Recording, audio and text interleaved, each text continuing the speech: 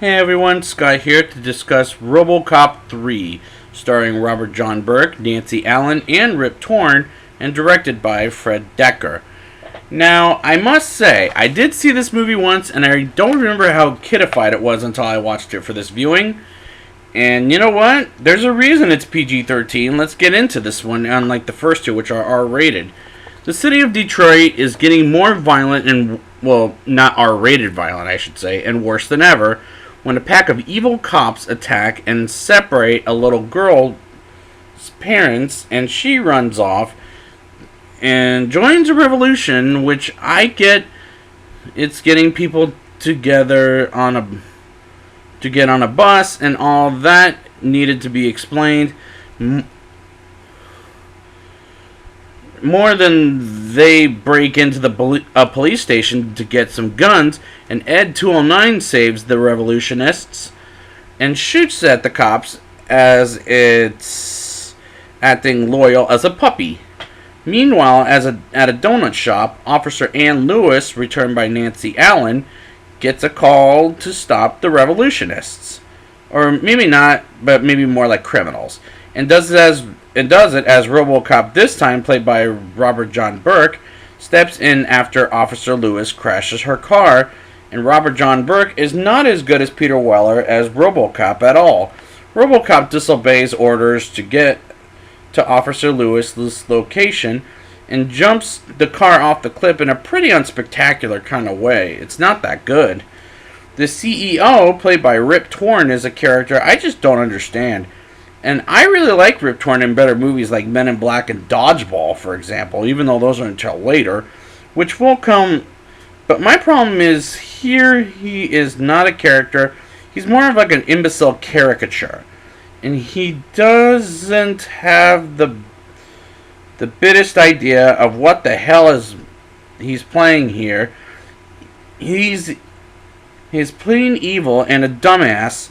And I don't expect dumbass from Rip Torn. I expect that more from Red, from the first film, a.k.a. Kurtwood Smith. But let's move on.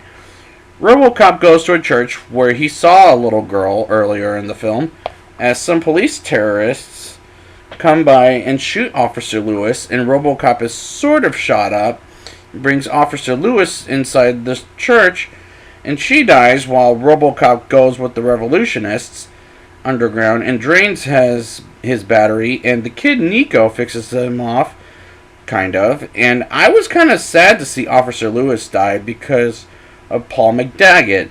And honestly, I'm not connecting with these characters nor the situation going on in the movie. This seriously killed the franchise of Robocop. This is by far the worst, and much worse than Robocop 2, I must say. And I haven't even gotten to the remake yet. Nico goes to the police station after Robocop says, "Find Dr. Lazarus," and she tells her, "Thank you for not erasing my memory." Meanwhile, an Asian, or let's say Robo-Ninja at best, who I never got his name, attacks and kills 3 of the rebels, and Robocop knows someone's coming, and it's Nico and Dr. Lazarus, as Dr. Lazarus fixes his battery to 100% and wakes up. And honestly, I don't know these characters, and I don't like them at all. I just can't do anything with them.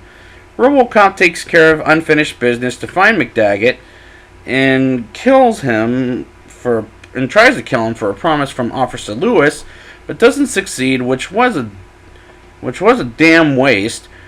Then the evil cops come in to destroy the rebels and take some prisoners, and the regular cops take off their badges because the evil cops wanting 50 of them in action because of Robocop.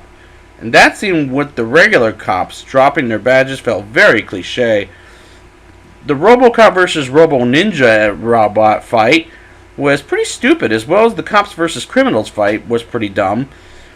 And Robocop comes into the rescue, and the piece of CGI looked super fake as he comes in to stop McDaggett once and for all, which felt like a drag of an ending, I must say, honestly. Now it's time for the rating. I'll give this movie a 1.0 out of 10. What a drag of a movie. No wonder it got remade, and I'm not doing those stupid Prime Directive non-movie garbages.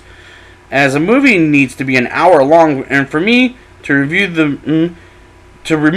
them, and I can't connect with these characters or the situations, and this is by far the worst Robocop movie I've ever seen in my life. And we'll see how the remake goes. I am a little curious to go back to it. So I'd like to thank you guys for joining me, and next week I will be back with the remake of Robocop. And until next time, your move, creep.